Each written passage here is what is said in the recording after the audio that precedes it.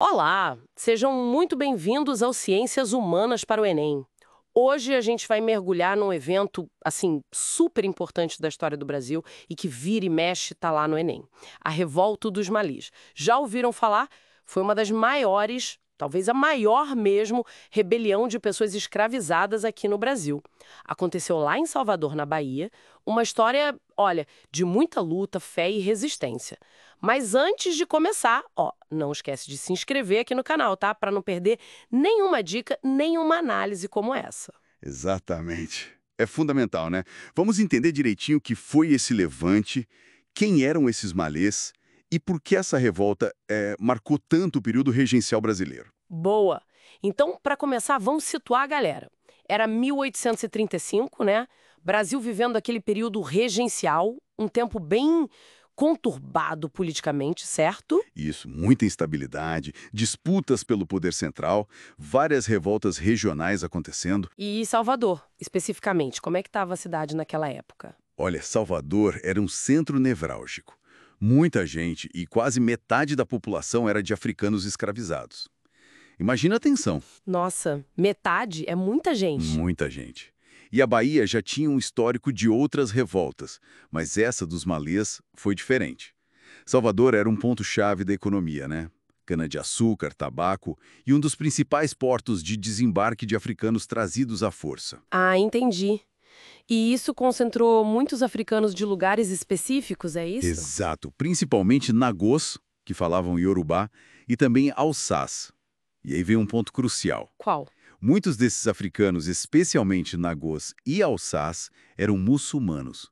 Eram conhecidos como malês. Malês, que vem de Imale, né? Muçulmano em Yorubá, acho. Isso mesmo, Imali. E o detalhe é assim, fundamental. Muitos malês sabiam ler e escrever em árabe. Sério? Que incrível! Naquela época isso era muito raro, né? Até para a população branca. Raríssimo. E essa habilidade foi essencial para eles se organizarem em segredo, usando o árabe para se comunicar, ler o Alcorão. Tinham uma identidade étnica e religiosa muito forte que unia esse grupo. Faz todo sentido. Então, não era só fugir da escravidão, tinha mais coisa aí, né? Quais eram as motivações principais deles? Claro, as condições de escravidão eram terríveis, né? Trabalho forçado, castigos, humilhações diárias. Isso por si só já era um motivo enorme. Com certeza, mas a religião pesou muito, então.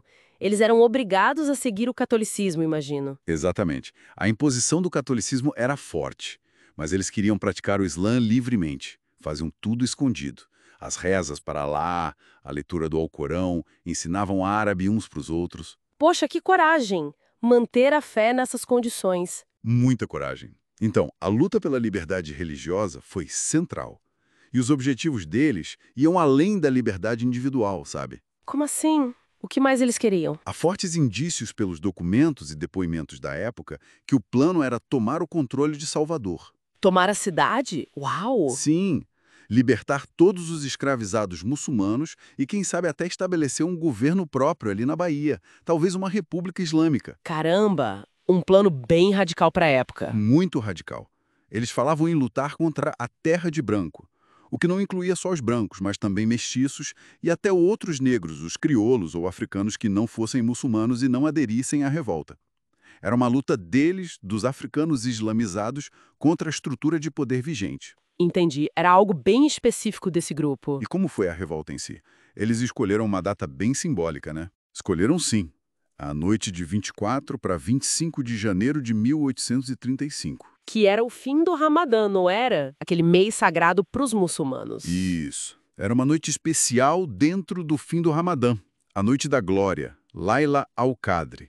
E também calhava de ser um domingo, dia de uma festa católica, Nossa Senhora da Guia. Ah, acharam que a cidade estaria mais distraída, talvez? Com menos vigilância? Exatamente. O plano era começar de manhã, usar incêndios para criar distração. Era bem elaborado. Mas não deu certo, né? O que aconteceu? Infelizmente para eles, o plano vazou. Foi descoberto. Poxa, como? No dia 24 mesmo, uma denúncia chegou para as autoridades. Aí reforçaram as patrulhas, a vigilância. Que azar. Pois é, quando os primeiros grupos começaram a se reunir, como ali na ladeira da praça, já deram de cara com a resistência. Imagino a cena, eles saindo com aquelas roupas brancas, os abadás, né? E os amuletos com trechos do Alcorão para proteger. Exato. Tentaram até libertar um dos líderes, um cara chamado Pacífulo Licutã, que estava preso, mas não conseguiram.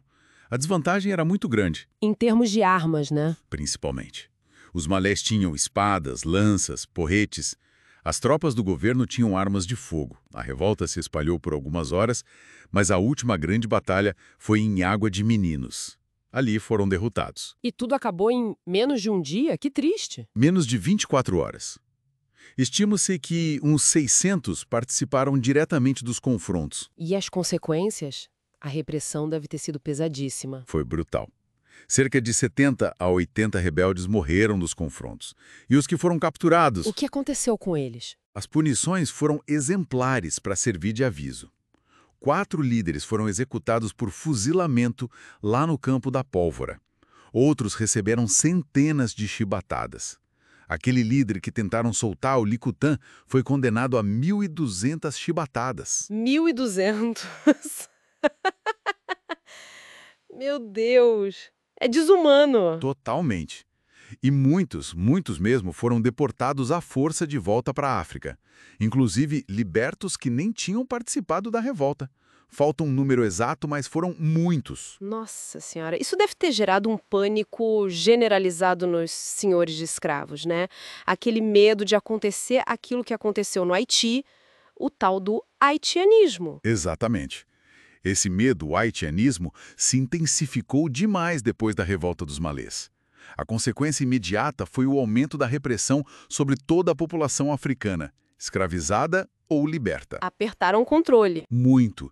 Criaram novas leis para controlar mais, proibiram reuniões, proibiram a circulação à noite e reprimiram qualquer manifestação cultural ou religiosa que não fosse católica, especialmente o Islã. Muitos tiveram que esconder a fé ou se converter à força. Criou-se um clima bem hostil aos africanos, então. Sim, um clima anti-africano, embora houvesse aquele paradoxo, né? A sociedade dependia totalmente do trabalho africano, mas o medo era maior. Mas, apesar dessa derrota terrível, qual o legado que a revolta dos malês deixou pra gente? O legado é imenso. Apesar da derrota militar, a revolta mostrou a incrível capacidade de organização desses africanos, a força da identidade cultural e religiosa deles e a resistência que nunca parou contra a escravidão. E o fato de serem letrados ajudou a gente a conhecer a história deles, né? Sem dúvida. Eles deixaram registros, o que é raro. A gente consegue ver a história um pouco pelo lado deles. E a longo prazo, essa revolta, junto com tantas outras formas de resistência, ajudou a enfraquecer o sistema escravista. Contribuiu para a luta pela abolição, com certeza. Ótimo. Então, resumindo para a galera que está nos ouvindo e estudando. Revolta dos Malês, 1835, Salvador. Um grande levante de africanos muçulmanos, os malês, principalmente de origem nagô e alçá. Motivações: luta pela liberdade da escravidão e também pela liberdade religiosa, para poder praticar o Islã. Eles tinham um plano ousado de tomar Salvador. Isso, mas a revolta foi descoberta antes da hora e duramente reprimida. Teve mortes, açoites terríveis, deportações em massa. E as consequências? Aumento da repressão, do controle sobre a população africana, mais medo do haitianismo, mais. Mas deixou um legado importantíssimo de resistência, de organização, de força cultural e religiosa. Mostrou que a luta existia e era forte. Exato. Fica essa lição sobre a força da união, da identidade e da luta por direitos mesmo nas piores condições possíveis. Uma história que a gente precisa conhecer. E fica a reflexão, né? O que significa resistir mesmo quando a vitória imediata parece impossível? A história dos malês nos mostra essa complexidade toda da luta por liberdade, envolvendo fé, identidade étnica, uma organização impressionante, dentro de um sistema brutal. É um tema-chave para entender o Brasil. É isso aí. Esperamos que tenham curtido essa análise aqui no Ciências Humanas pro Enem. Não deixem de seguir a gente e de compartilhar esse episódio com os amigos que também estão aí na batalha do Enem. Até a próxima! Até mais, pessoal!